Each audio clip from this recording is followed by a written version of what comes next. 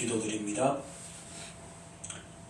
사랑하는 주님, 오늘도 우리의 영육의 강건함을 허락하시고 주 앞에 기쁨으로 나와 예배할 수 있도록 은혜 베푸심을 감사를 드립니다. 한 주간의 우리의 삶을 지켜주심을 감사합니다. 무엇보다도 우리와 하여금 예수를 알게 하시고 예수가 나의 구주 되심을 깨닫게 하시고 그 믿음 앞에 우리의 마음이 향할 수 있도록 생명의 은혜와 능을 우리에게 허락하여 주심을 감사를 드립니다. 사랑하는 주님, 아직 여전히 예수가 나의 구주임이 믿어지지 아니하고 그 믿음의 삶이 익숙치 아니한 우리의 모습은 없습니까? 사랑하는 주님, 그러하다 할지라도 오늘 주 앞에 나와 예배하는 자들의 마음이 다른 곳을 향하지 아니하고 오직 예수만을, 오직 성삼위 하나님만을 향할 수 있도록 우리의 마음의 분주함을 내려놓게 하옵소서. 세상의 삶의 일상을 내려놓게 하옵소서. 세상에 나의 근심과 염려를 내려놓게 하옵소서. 사람과 사람 사이의 불편함을 내려놓게 하옵소서. 미움의 감정들을 내려놓게 하옵소서. 시기와 다툼과 분쟁의 감정들을 다 내려놓게 하옵소서. 그리고 오직 우리의 마음은 평안으로만 예수 그 사랑 생명의 은혜만 충만케 역사하여 주시기를 간절히 바라옵고 소원합니다. 세상과 나는 간곳 없고 오직 나를 위하여 십자가에서 생명 주신 예수님의 그 사랑으로 나의 심령이 뜨겁게 하시고 생명의 능으로만 충만케 되어지는 은혜를 누리게 하옵소서.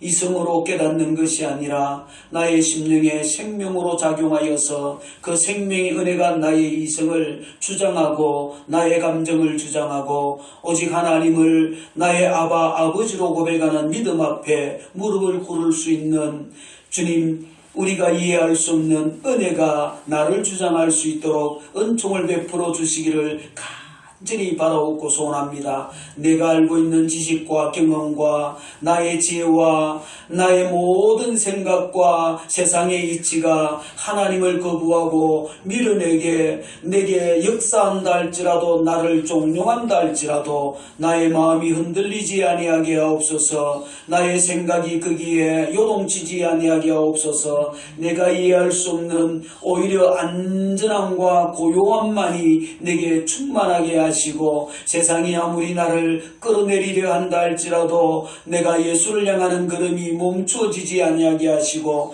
예수를 향한 나의 마음이 생명의 작용이 더 불릴듯 일어나는 은혜로만 예수 사랑으로만 충만케 되어지는 은혜로 이 시간 우리의 마음을 주장하시고 우리의 예배를 통하여 성삼위 하나님 영광을 받아주시기를 간절히 바라옵고 소원합니다. 이미 이러한 믿음의 삶에 우리가 익숙해지게 하시고 그 은혜를 즐기며 살아가는 주의 백성들의 심령에는 더 큰 생명의 은혜가 역사하는 시간이 되게 하시고 눈을 열게 하시고 귀를 열게 하시고 심령을 열게 하시고 하나님의 생명의 은혜 그 말씀을 더 깊이 깨달아가고 알아가고 그 생명의 은혜 가운데에서 세상에 살아가는 삶을 이기고 세상의 모든 질고를 넉넉히 감당해내는 은혜의 삶을 살아가는 믿음의 능으로 충만케 되어지는 즐거움이 하나님을 향한 예배의 생명의 능력이 이 시간 충만하게 누려지고 하나님께 예배하는 귀한 시간 되도록 종과 예배하는 거룩한 주의 백성들의 심령에 은혜를 더하여 주시기를 간절히 바라옵고 소원합니다. 사랑하는 주님, 간절히 간구합니다. 우리의 염려가 오래가지 아니하기를 원합니다. 우리의 근심과 걱정거리가 우리의 마음을 너무 과도하게 아프게 하지 아니하고 고통스럽지 아니하게 역사하여 주시기를 원합니다. 하나님, 간절히 바라옵고 나는 것은 우리 앞에 거친 돌을 주께서 제거하여 주시기를 원합니다. 우리의 웅덩이를 메워주시기를 원합니다. 그래야 예수 우리의 걸음이 좀 더 더 평탄케 하옵소서. 시온의 대로 같은 은혜를 누리며 살아가는 복이 있게 하옵소서. 우리를 향하여서 아버지여 장애가 되어지고 우리의 걸림이 되어지는 사람, 또 사건, 문제들, 그것이 물질입니까, 질병입니까, 사업입니까, 직장입니까, 무엇이 되었든 나의 아버지 나의 하나님, 과도하게 나의 앞길을 가로막지 못하도록 주께서 은혜를 베풀어 주시고 매듭들이 굴려지게 하시고 형통의 복을 누리는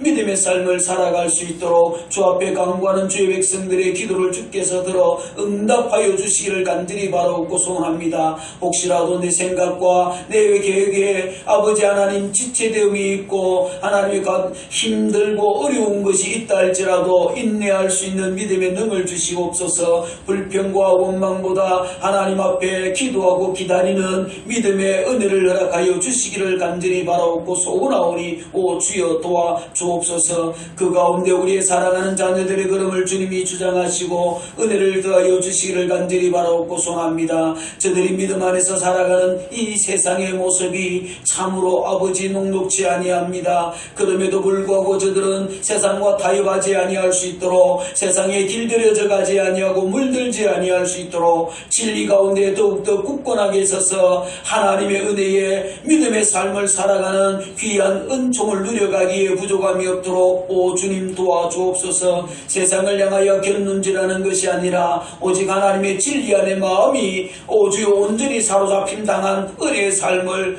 그렇게 살아가기에 부족함이 없도록 우리의 청년들, 우리의 자녀들에게 믿음의 은혜와 능과 복을 더하여 주시기를 간절히 바라옵고 소원하오니 오 주의 생명의 능과 은혜로만 충만케 역사하여 주옵소서. 말씀이 들려지게 하시고 시마다 때마다 그 말씀이 깨달아지게 하시고 하나님이여 긴급한 문제가 앞에 놓일 때마다 말씀의 지혜로 인하여서 해법을 찾고 하나님의 은혜 가운데에 형통의 복을 누려가기에 부족함이 없도록 주님 도우시고 간섭하여 주시기를 간절히 바라옵고 소원합니다. 하나님 어떤 일에 있든지 세상의 방법으로 문제를 해결하는 미련과 어리석음에 놓이지 아니할 수 있도록 모든 믿음의 권속들의 삶을 주님이 주장하시고 간섭하시고 은혜를 더하여 주시기를 원합니다. 지금도 여전히 믿음의 윤학 가운데 있는 이들이 있습니까? 그로 인하여서 예배하는 것을 잃어버린 이들이 있습니까? 예수 믿는 것을 잊어버리고 놓쳐버리고 세상 가운데 하나님이여 잠식당한 이들이 있습니까? 나의 아버지 나의 하나님 불쌍히 여기시고 저들의 심령을 긍휼히 여기시고 다시 한번 구원의 여망을 구원의 생명의 빛을 열어가시어서 저들의 눈이 열려 예수를 바라보게 하시고 저들의 걸음이 힘이 있게 하시고 생명의 능력이 작동되어져서 이 예배의 현장을 향할 수 있도록 은혜와 능과 복을 다하여 주시옵기를 간절히 바라옵고 소원하오니 나의 아버지 나의 하나님 당신의 오른손으로 붙들어 주시마 약속하신 대로 연약한 이들을 주께서 붙들어 주시고 우리 또한 강건케 붙들어 주시어서 결코 어떤 경우에도 믿음의 자리에서 있다라고 흔들림 되지 아니하도록 주님 은혜를 다하여 주시기를 간절히 바라옵고 소원합니다. 사랑하는 주님, 이 시간 주 앞에 또 간절히 간구하며 기도합니다. 여전히 아버지 하나님이여 이 나라가 정치와 여러가지 경제적 어려운 상황 속에 있습니다. 오 주여 여와 야가 하나님의 극단적인 대립 가운데 있습니다. 지지하는 세력들이 양단으로 극단적으로 나뉘어져서 자신의 소리만 하나님여 내뱉고 있습니다. 그 시끄러운 혼란이 아버지 하나님여 속히 마무리되어지고 종식되어지기를 원합니다. 누가 맞고 누가 틀린지 정확하게 분간할 수가 없습니다. 그러나 중요한 것은 서로가 아버지 하나님여 법적으로 논리적으로 이성적으로 하나님여 또 사회적 하나님여 협의로 아버지 누구도 하나님여 이의를 제기할 수 없는 누구도 하나님여 잘못을 하나님의 토달 수 없는 하나님의 그러한 해법을 찾을 수 있도록 정치적인 문제를 잘 해결해 나갈 수 있도록 하나님의 여야의 협치를 하나님의 주여 함께 고민할 수 있도록 주께서 은혜를 다하여 주시고 지혜를 다하여 주시고 이 문제가 속히 해결되어질 수 있도록 은총을 베풀어 주시기를 간절히 바라고 소원합니다. 저 머릿속에 그리스도의 사랑 가운데 있어야 할 이들이 있습니다. 자신의 입술로 예수를 나의 구주로 고백하는 이들이 있습니다. 그런데 저 저들의 생각이 나누어져 있습니다. 주님은 한 분인데 저들의 생각은 나누어 있습니다. 저들의 마음은 아버지의 갈등으로 사로잡혀 있습니다. 나의 아버지 나의 하나님이여, 믿는 이가 한 분이실진데 저들의 생각이 그 예수로 인하여서 하나님이 하나의 생각으로 모아질 수 있도록 하나님은 은혜를 베풀어 주시기를 간절히 바라고 소원합니다. 그라에서 같은 기도를 하고 같은 선한 뜻을 찾고 같이 마음을 공유할 수 있는 귀한 은혜를, 그로 인하여서 이 나라가 하나님의 귀한 화합을 이룰 수 있도록 은총을 베풀어 주시기를 간절히 바라고 소원하오니, 서로의 미움의 감정들이 해갈되어질 수 있도록 은총을 베풀어 주옵소서. 그로 인하여서 이 땅이 하나님의 다시 한번 평화를 찾게 하시고 정치와 경제 외교적으로 안정을 찾게 하여 주시고 실추되어진 국격이 회복되어질 수 있도록 은혜를 베풀어 주시기를 간절히 바라옵고 소원하오니, 오 주님 도와 주옵소서. 이 시간도 주 앞에 나와 예배하는 거룩한 주의 백성들의 심령이 오직 주만을 향하기를 원하고, 이 시간도 이 종의 입술을 주장하시고 붙들어 주시어서 주의 성령으로 충만케 하시어서 복음만을 대언할 수 있도록 은혜를 더하시고, 그 생명의 말씀을 통하여서 전하는 자와 듣는 자가 예수 안에서 참 행복의 믿음의 삶을 살아가는 힘과 능을 덧입도록 우리의 예배를 통하여 성사 하나님 영광을 받으시고 은혜를 더하여 주시기를 간절히 소망하옵고 예수님의 이름으로 축복하며 기원하옵나이다. 아멘.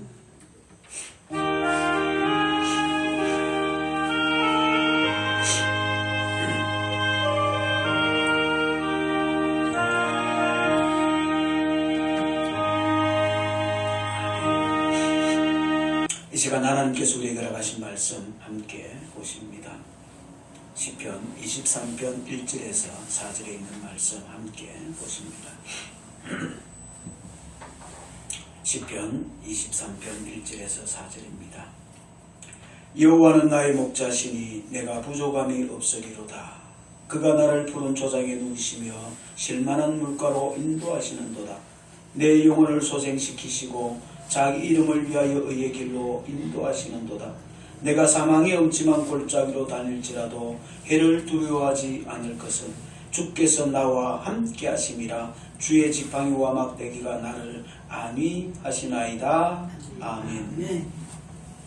함께 인사 나누시겠습니다. 하나님이 사랑하십니다. 예수 안에서 행복하고 승리합시다. 2025년을 시작하면서 시편 23편의 말씀을 매주 한 절씩 함께 묵상하며 은혜를 나누어 오고 있습니다. 여호와는 나의 목자시니 내게 부족함이 없으리로다 라는 말씀을 통해 내게 부족함이 없으신 예수를 우리는 말씀을 통해 만났습니다. 그리고 그가 나를 푸른 풀밭에 누이시며 실만한 물가로 인도하시는도다 라는 말씀을 통해서 나의 삶이 되시는 예수를 우리는 지난 시간에 우리의 심령에 담았습니다. 그리고 오늘은 내 영혼을 소생시키시고 자기 이름을 위하여 의의 길로 인도하시는도다 라는 말씀을 통해서 나의 영혼을 소생시키시는 예수, 나의 생명 되시는 예수를 함께 만나기를 원합니다. 시편 23편은 나의 목자가 되시는 여호와를 찬양하고 있습니다. 그리고 그 은혜의 풍성함을 고백하며 노래를 합니다. 그러므로 성경을 읽으면서 나의 목자이신 예수 그리스도를 시편 23편만큼 풍성하게 누릴 수 있는 곳을 찾는 것은 그리 쉽지 아니합니다. 아마 없다라고 말할 수도 있지 않을까 하는 생각을 해봅니다. 다윗은 이 시편 23편을 통해 매 절마다 흘러넘치는 목자이신 그리스도를 믿음으로 바라보는 신앙을 고백하고 있지요. 이는 육신을 입고 이 땅에 오신 참 목자이신 예수 그리스도를 믿음으로 살아가는 성도들에게는 큰 영적 귀감이 되어지는 신앙 고백이 아닐 수 없습니다. 히브리서 기자 또한 예수 그리스도를 양들의 큰 목자라고 말을 합니다. 예수 그리스도를 양의 큰 목자라고 고백하는 것은 다른 목자와 비교할 수 없는 목자가 바로 그리스도 예수라는 거지요. 인간과 비교할 수 없는 예수 그리스도를 인간의 언어로 표현하는 한계가 있는 그 언어에 있어서 최고의 표현이 바로 예수 그리스도는 누구보다 크다라는 표현이 아닐까 생각을 해봅니다. 다시 말하면 큰 목자라는 그 말은 예수 그리스도는 이 세상의 그 누구와 비교할 수 없는 목자라고 하는 인간이 표현할 수 있는 언어 중에 최고의 언어라는 거지요. 다시 말하면 다른 말로 표현할 수 있으면 다른 언어를 사용했을 것이다 라는 것입니다. 언젠가 한번 제가 삼위일체를 가지고 얘기하면서 그렇게 얘기한 적이 있습니다. 삼위일체라고 하는 단어가 성부, 성자, 성령 하나님을 표현하는 언어의 완벽한 언어가 아니다라는 거지요. 성부, 성자 하나님이 세 분이면서 한 분이라고 하는 것이라고 하는 이 표현을 인간이 사용할 수 있는 언어 속에 삼위일체라고 하는 말 외에는 다른 언어로 표현할 수 없으니까 삼위일체라고 표현하는 것 뿐이다라는 거죠. 아직도 여전히 삼위일체라고 하는 이 단어는 교리적으로 굉장한 논쟁이 있는 삼위객체, 하여튼 양태론적 이런 여러 가지 아직도 논쟁이 분분한 그런 언어이기도 합니다. 그래서 저는 그렇게 표현을 합니다. 인간이 사용할 수 있는, 표현할 수 있는 성부, 성자 하나님이 세 분이면서 한 분이다라고 하는 이 표현을 어떻게 표현할 수 있을까? 삼위일체라는 단어 말고는 인간이 표현할 수 있는 언어, 적절한 언어가 없다라는 거죠. 그래서 삼위일체라는 말을 쓰는 거니까 삼위일체라고 하는 단어를 가지고 하나님을 표현한 것을 만니 털리니 라고 설명하는 그것을 갑론을박을 그렇게 논쟁하는 것은 큰 의미가 없다라는 것입니다. 단어 가지고 논쟁하지 말고 어떻게 표현할 수 있느냐, 그분을 우리가 사용할 수 있는 언어에 어떻게 담을 수 있느냐라고 하는 것을 한번 고민해 봐야 할 문제는 분명히 있을 것입니다. 그러나 그 하나님을 우리가 사용할 수 있는 언어 중에서 가장 적절한 언어는 그 단어밖에 없다라고 학자들이 그렇게 생각을 하는 거지요. 마찬가지로 큰 목자라고 하는 이 단어도 예수 그리스도를 인간의 다른 어떤 언어로 표현하기 할 때에 비교해서 예수보다 더 큰 목자가 없다라고 하는 것을 표현하기 위해서 큰 목자라고 그렇게 표현하는 것이다라는 거지요. 또한 히브리서 4장 1절에는 그러므로 우리에게 큰 대제사장이 계시니라고 그렇게 표현합니다. 마찬가지로 큰 목자, 큰 대제사장. 이 표현 역시 땅에 존재하였던 그 어떤 제사장과 비교할 수 없는 대제사장이 예수 그리스도다라고 표현하기 위해 큰 대제사장이라고 표현하는 것이다라는 거지요. 그러므로 성도는 나의 큰 목자가 되시는 예수 그리스도를 믿음으로 누려야 하는 것이 분명합니다. 다윗은 그의 인생의 전 삶에서 여호와를 분명히 누렸습니다. 그 삶은 목자 되신 여호와의 인도하심으로 살았던 삶이었음을 그는 고백을 합니다. 그 다윗이 목자이신 여호와로 인하여 부족함이 없다. 여호와는 나의 목자가 되시니 내가 부족함이 없다라고 고백을 하지요. 그리고 여호와께서 푸른 풀밭에 누이신다. 어떻게 내게 부족함이 없느냐? 나를 푸른 풀밭에 누이신다.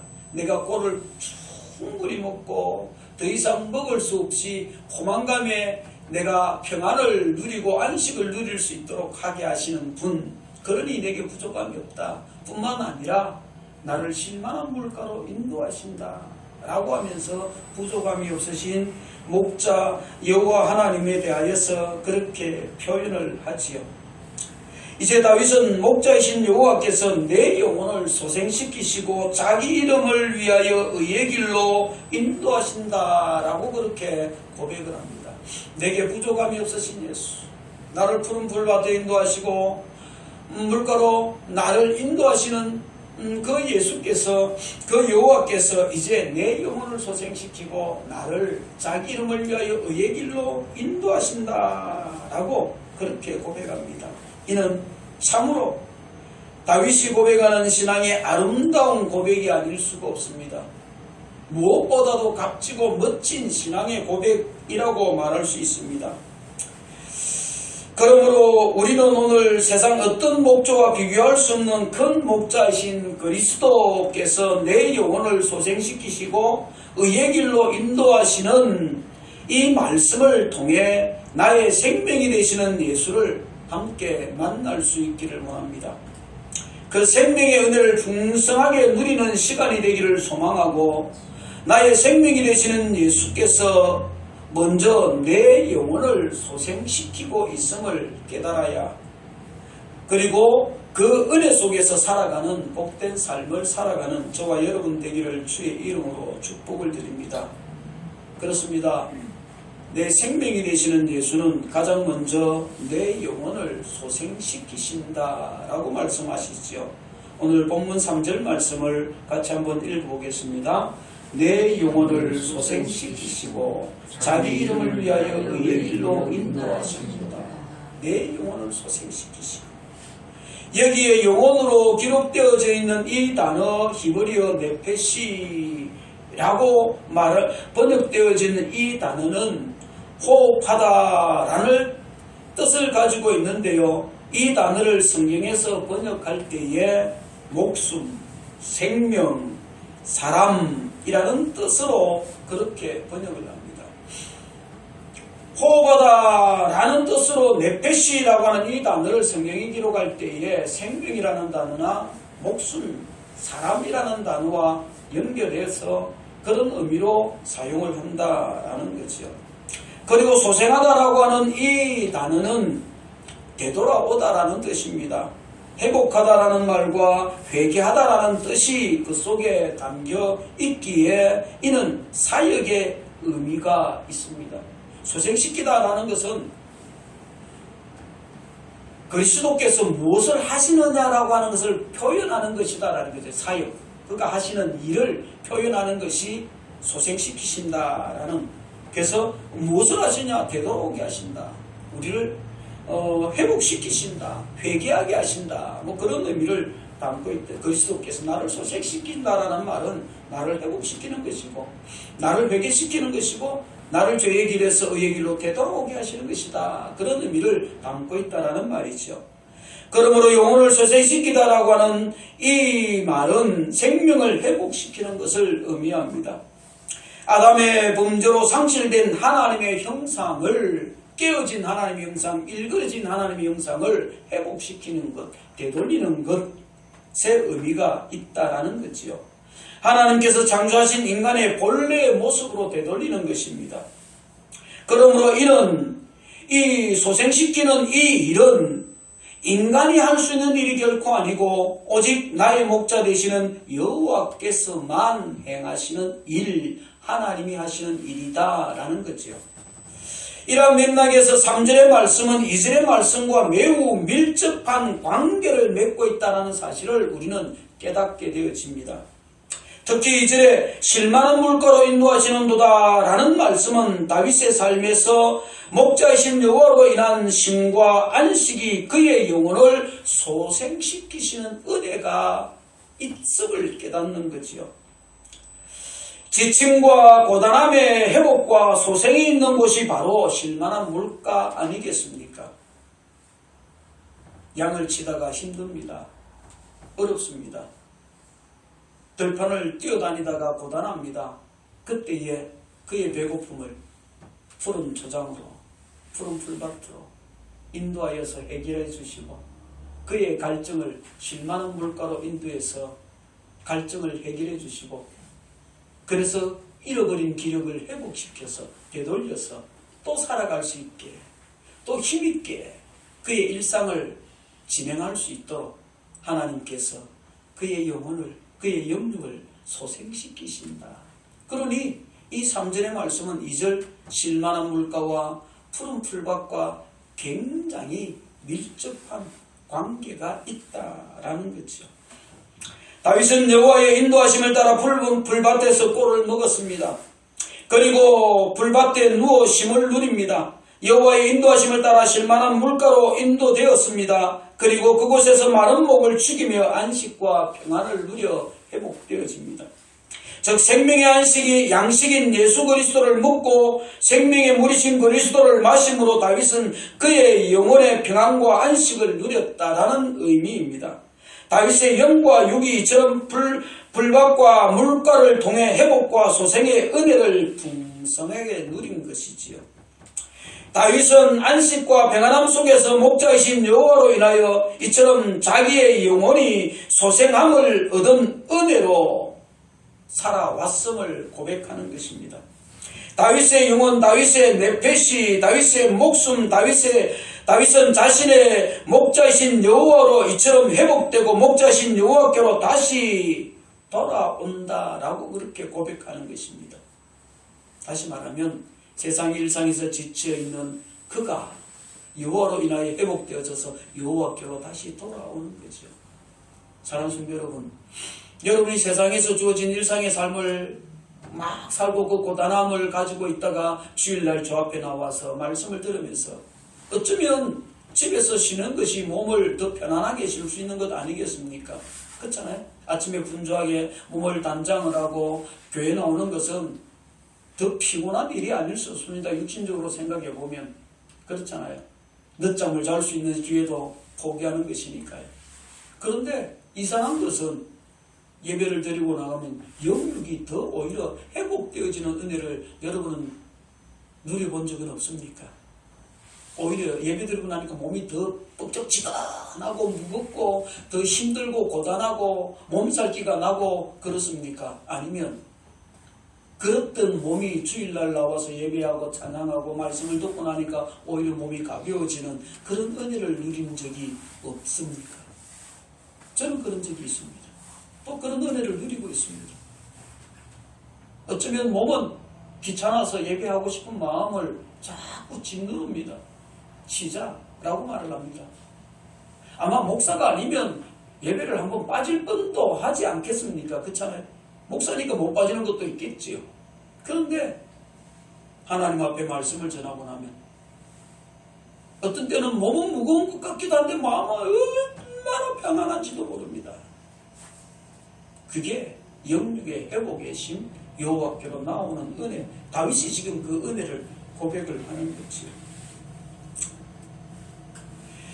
다윗은 안식과 평안함 속에서 목자신 여호와께로 인하여 자기의 영혼이 소생함을 얻은 은혜로 이처럼 나아가는 것을 고백합니다. 다윗의 영혼, 다윗의 네페시가 그 목숨이 여호와로 회복되어지고 여호와께로 다시 돌아가는 은혜를 고백하는 것입니다. 다윗은 양떼를 치면서 그 양들을 사자의 발톱과 곰의 발톱으로부터 지키기 위해 자기 목숨을 내던졌다라고 고백을 하는 것을 봅니다. 사무엘상 17장에 보면 그런 내용이 잘 고백되어져 있습니다. 다윗이 사울에게 말하되 주의 종이 아버지의 양을 지킬 때에 사자나 곰이 와서 양떼에서 새끼를 물어가면 내가 따라가서 그것을 치고 그 입에서 새끼를 던져내었고 그것이 일어나 나를 해하고자 하면 내가 그 수염을 잡고 그것을 쳐 죽였나이다. 그런데 이보다 더 기가 막히고 멋진 고백이 뒤에 이어서 나옵니다. 17장 37절에 이렇게 고백합니다. 참으로 다윗은 놀라운 고백이 나옵니다. 또 다윗이 이르되 여호와께서 나를 사자의 발톱과 곰의 발톱에서 건져내셨은저 나를 이 블레셋 사람의 손에서도 건져내시리라. 싸운 것은 다윗입니다. 자기 양을 지키기 위해서 사자의 입에서 곰의 입에서 그 발톱에 그 무서운 그 공격에 그가 처절하게 싸워서 자기 양을 지켜 구해내 왔습니다. 그런데 다윗이 고백하는 것은 하나님이 그때 나를 지켰다. 자신이 양을 지켰던 것처럼 그렇게 싸웠던 것처럼 하나님이 그 사자와 곰의 발톱에서 자신을 지켰다라고 고백합니다. 또 다윗이 이르시되 여호와께서 나를 사자의 발톱과 곰의 발톱에서 건져내셨은즉 나를 이 블레셋 사람의 손에서 건져내시리라. 그 골리앗의 자신보다 배 두세 배가 되는 그 거구 골리앗을 자신이 두려워하지 않을 수 있는 것은 여호와께서 나를 지키시기 때문, 그것을 믿기 때문이라고 그렇게 건져내십니다. 내가 내 양을 위해서 내 목숨을 던졌던 것처럼 하나님이 나의 목자시니 당연히 나를 그렇게 지켜주실 것이다 라고 봅니다. 다윗의 놀라운 고백을 시편 23편과 연결하여 보면 왕의 자리에서 모든 대적을 물리치고 태평성대를 구가하던 다윗이 참 목자를 바라보면서 자신의 인생의 여정에 수많은 사자들의 발톱과 곰의 발톱에서 자신을 구하여 낸 것을 시편 23편을 통해 그렇게 고백하는 것 아니겠습니까? 골리앗을 바라보면서 사울 왕 앞에서 그 하나님의 지키심을 고백하였던 그 다윗이 시편 23편을 쓰면서 하나님이 자기 인생을 그렇게 지켜주셨음을 고백하는 것 아니겠습니까? 다윗은 양떼를 치면서 사자들과 곰들로부터 양들을 보호하기 위해 자기의 목숨을 이처럼 내놓았는데 다윗은 이러한 싸움 속에서 자기를 지키는 참 목자신 여호와를 깨달은 것이라고 우리는 생각하지 않을 수가 없습니다. 예수 그리스도께서 말씀하시기를 나는 선한 목자라 선한 목자는 양들을 위하여 목숨을 버리거니와 라고 말씀하십니다. 선한 목자이신 예수 그리스도는 사자의 무서운 이빨과 물려 죽은 우리들을 살리기 위해 사자와 싸우지 않았습니까? 그 사자는 우리의 몸과 영혼까지 죽이는 강력한 존재들입니다. 그리스도의 양들을 공격하고 죽이며 입에 물고 있던 강한 사자는 이제 목자이신 그리스도를 공격하고 있습니다. 사자보다 더 강한 사탄은 굶주린 짐승처럼 그리스도를 죽이려고 달려들지 않습니까? 사탄은 선한 목자를 공격하면 양들은 자연스럽게 흩어진다는 사실을 잘 알고 있습니다. 그런데 그리스도는 양들을 위해 십자가에 달려 죽으면서도 사탄의 막강한 공격을 그리스도의 능력으로 물리치지 않았습니다. 만군의 주로 그의 수하에는 12영도 더 되는 엄청난 영의 군사들이 분명 있는데도 말입니다. 왜 예수님은 십자가에서 그 능력을 행사하지 않았고 그냥 죽임을 당했을까요? 이유는 자신이 죽으셔야 자기 백성들이 죄사함을 얻을 수 있기 때문입니다. 자신이 죽으셔야 자기 백성들을 사망에서 생명으로 인도할 수 있기 때문입니다. 그래서 예수님은 하나님의 구원을 이루기 위해 십자가에서 그 입을 열지 아니하고 도수장으로 끌려가는 양처럼 그냥 죽임을 당하신 것입니다. 누구 때문일까요? 왜 그렇게 죽임을 당한지 아십니까? 우리의 선한 목자 예수께서는 나를 위해 목숨을 그렇게 버리셨습니다. 그가 찔림은 우리의 허물, 나의 허물 때문이요. 그가 상함은 우리의 죄악, 나의 죄악 때문이요. 그가 징계를 받음으로 내가 평화를 누리고 그가 채찍에 맞음으로 나는 나음을 받았도다. 나 때문입니다. 우리라고 하면서 내가 좀 뒤로 쑥 빠지지 말고요. 우리로 읽으면서 나는 한 걸음 그래 우리 옆 사람 보지 말고요. 나 때문이다. 나 때문이다.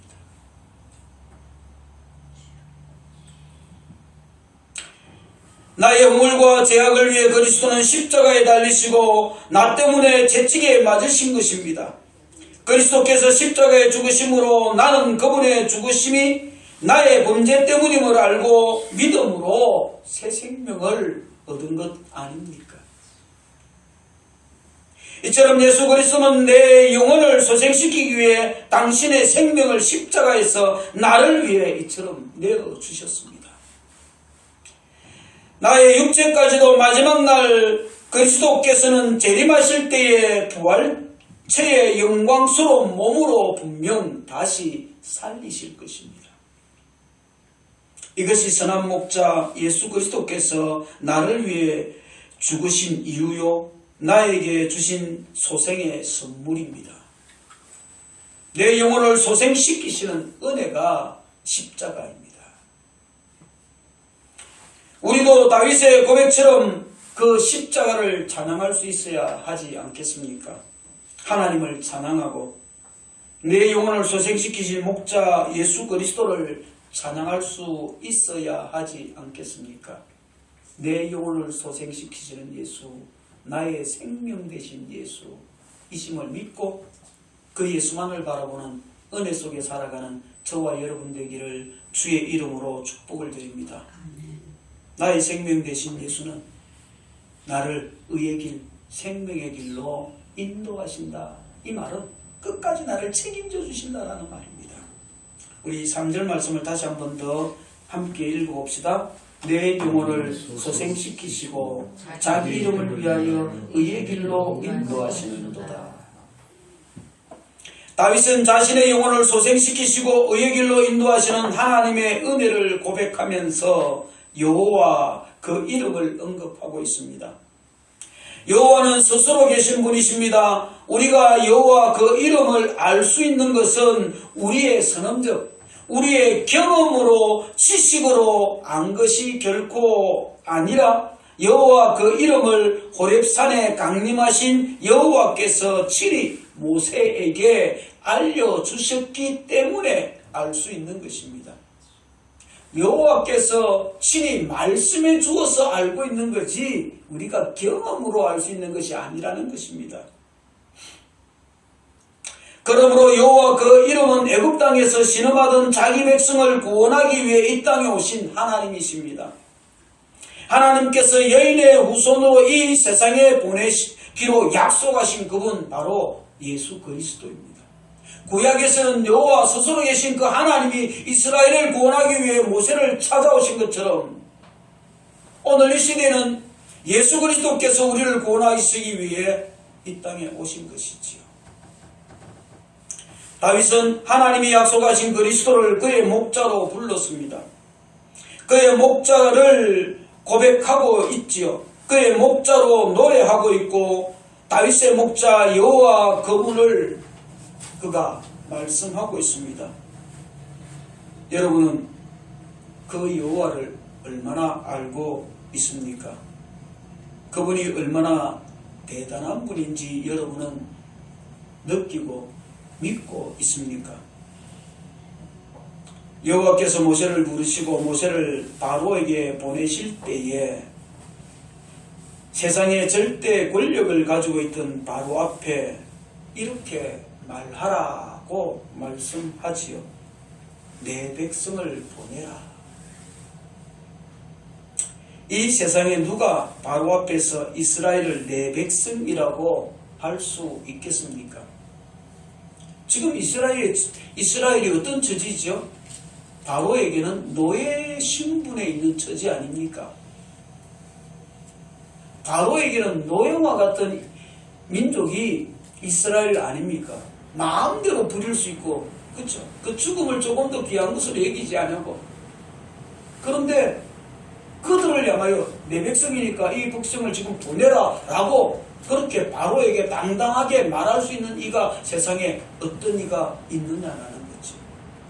여호와 하나님 밖에는 없다라는 것입니다. 우주 만물을 창조하신 하나님 외에는 이스라엘을 당당하게 내 백성이라고 하실 분이 없다라는 것입니다. 여러분은 여호와 그분 이름의 명예를, 그분의 이름의 능력을 아십니까?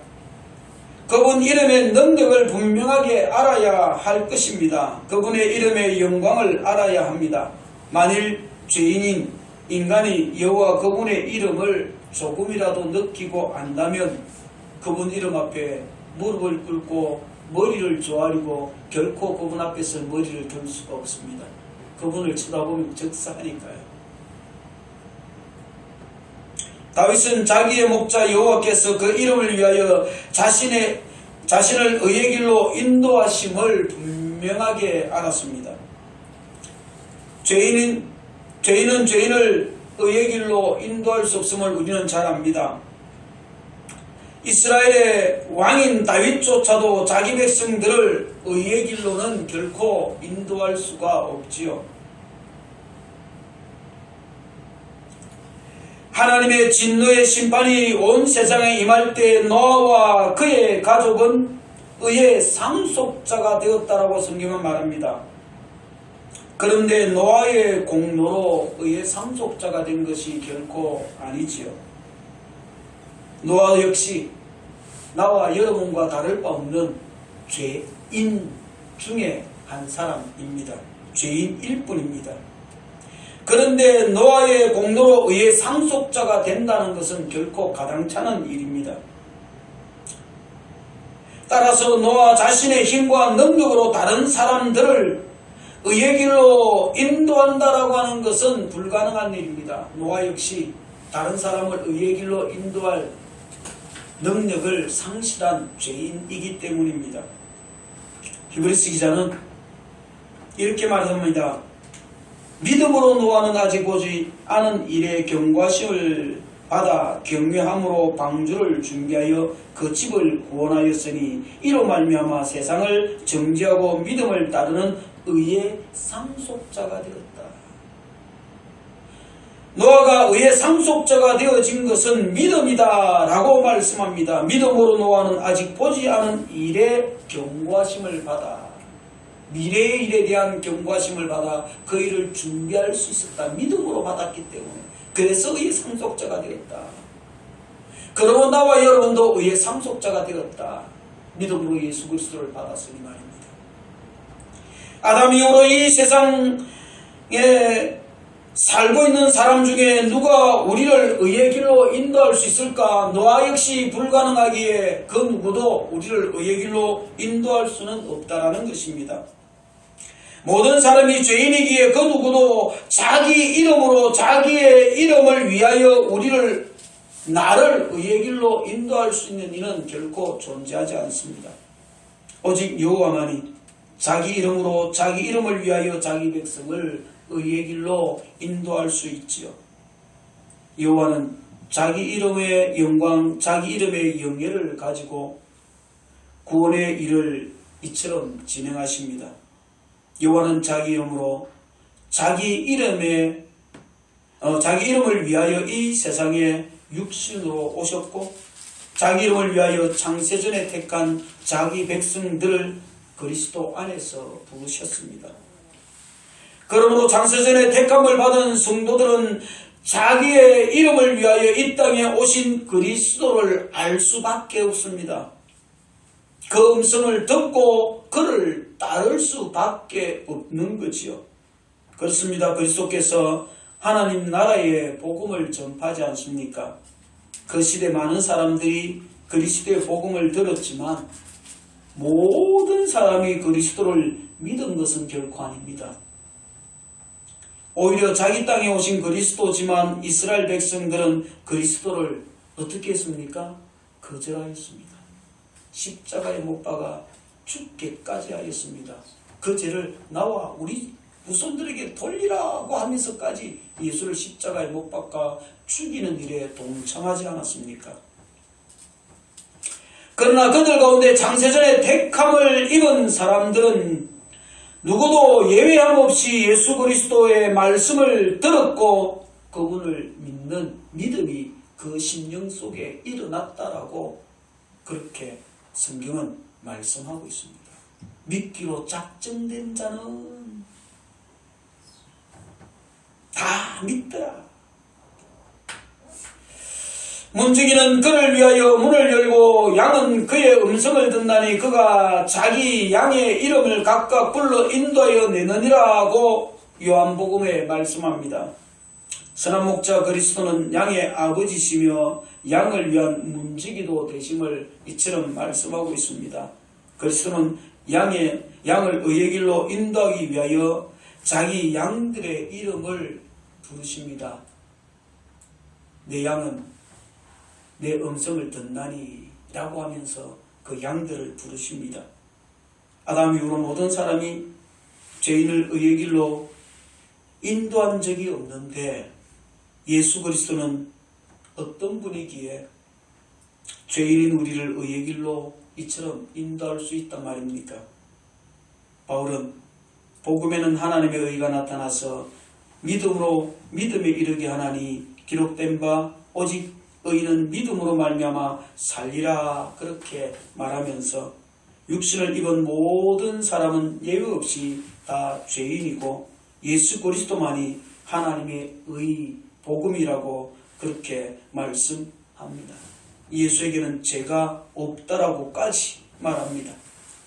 하나님의 의는 오직 그러므로 예수 그리스도 그분에게만 존재하고 그분이 하나님의 의인 것은 또한 본질적으로 그분이 하나님의 아들이시기 때문이라고 말씀하지요. 비록 우리와 같은 육신을 입고 이 땅에 오셨지만 예수는 하나님의 아들로서 하나님의 의가 되시고 죄인은 우리를 의의 길로 인도하실 유일한 분임을 성경은 말씀하고 있습니다. 그분이 바로 예수 그리스도. 예수 그리스도 밖에는 하나님의 의가 없다. 자기 이름으로, 자기 이름을 위하여. 또한 성경은 예수라는 이름 외에 구원 얻을 다른 이름을 우리에게 주신 일이 없다. 그래서 자기 이름으로, 자기 이름을 위하여 우리를 생명의 길로, 의의 길로 인도하신다라고 말씀하는 거죠. 그렇습니다. 우리는 예수 그리스도의 의를 믿음으로 예수 그리스도의 의에 참여하게 되고 예수 그리스도의 의를 믿는 우리가 예수 그리스도의 의가 하나님의 의가 되었음을 성경은 말씀합니다. 바울은 또한 곧 예수 그리스도를 믿음으로 말미암아 모든 믿는 자에게 미치는 하나님의 의니 차별이 없다라고 말을 합니다. 그렇습니다. 예수 그리스도를 믿는 믿음으로만 하나님의 의에 참여할 수 있고 예수 그리스도를 믿는 그 믿음으로 우리가 하나님의 의가 되었다라고 말씀하는 거지요. 그러면 우리가 어렵다함을 얻은 것은 우리를 의의 길로 인도하시는 영원한 목자, 참 목자, 큰 목자가 되신 예수 그리스도를 믿는 그 믿음 외에는 결코 다른 길이, 다른 방법이 없음을 인정해야 하지 않겠습니까? 성경이 또한 그렇게 말씀하고 있습니다. 우리의 죄가 얼마나 크고 무거운지 우리를 죄에서 구원하여 줄 자가 아무도 없다라고 성경에 말합니다. 우리는 우리의 공로로 우리의 죄를 씻으려고 하지만 오히려 비참함에 이르고 오라 나는 공고한 사람이로다. 이 사망에서 이 사망의 몸에서 누가 나를 건져내겠느냐라고 탄식하고 외칠 뿐입니다. 그러므로 모든 인생은 죄 가운데 있고 사망 가운데 있고 전적으로 타락한, 전적으로 죄를 이길 능력을 상실한 존재라고 성경은 말합니다. 그런 우리를 위하여 예수께서 하나님의 의가 되셨고 당신의 생명을 주셨고 그 예수를 믿는 믿음만이 우리를 죄에서 구원한다라고 그렇게 말씀하고 있음을 봅니다. 사랑하는 성도 여러분, 예수 그리스도는 나의 선한 목자가 되십니다. 나를 푸른 풀밭에 누이시며 실만한 물가로 인도하십니다.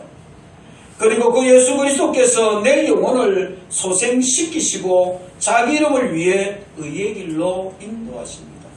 그 일을 위해 그분이 나와 같은 인간의 몸을 입으시고 이 땅에 오셨고 나를 위해 십자가에서 당신의 생명을 내어주셨고 그래서 하나님의 의가 되신 예수 그리스도를 믿는 모든 이들에게 사망 권세를 이기게 하시고 생명의 부활을 누리는 삶을 살아가게 하는 내 영혼을 소생시키시고 끝까지 우리를 의의 길, 생명의 길로 인도하여 영원한 천국에서 하나님의 자녀의 삶을 살아가게 하신다라고 성경은 분명하게 말씀합니다. 그러므로 성도는 선한 목자이신 예수 그리스도의 음성을 듣고 그분만 따라가야만 할 것입니다. 우리를 미혹하는 미혹의 영을 목자로 두는 영적 어리석음을 경계하며 지혜롭고 분별력 있게 세상 속에서 살아가야 하지 않겠습니까? 세상의 지혜, 세상의 즐거움에 마음이 빼앗기지 않냐고 오직 세상과 나는 강도 없고 구속한 주만 보이는 영적 삶을 살아가야 하지 않겠습니까? 그리고 언제나 선한 목자이신 예수 그리스도만을 바라보고 푸른 풀밭과 실만한 물가에서 안식을 누리며 생명의 풍성한 복을 누리고 의의 길을 걸어가는 그 인도하심의 은혜 속에서 살아가는 생명의 부유함을 누리는 저와 여러분의 삶이 되기를 주의 이름으로 축복을 드립니다. 좋으신 하나님 감사합니다. 나의 목자 되신 예수께서 나를 푸른 풀밭에 누이시고 실만한 물가로 인도하여 내 영혼을 소생시켜 주시고 나를 끝까지 의의 길로 인도하여 영원한 천국에 이르게 하신다 말씀하시니 감사합니다. 이제 우리는 그 예수만 바라보기를 소망합니다. 그 예수 안에서만 살아가기를 갈망합니다. 그 예수 안에서 생명의 부요함, 복을 누리며 살아가기를 기도합니다. 우리의 삶이 그렇게 영적 승리의 삶이 되도록 은혜를 더하시고 말씀하신 대로 의의 길로 우리를 인도하여 주옵소서. 예수님의 이름으로 축복하며 기도하옵나이다. 아멘.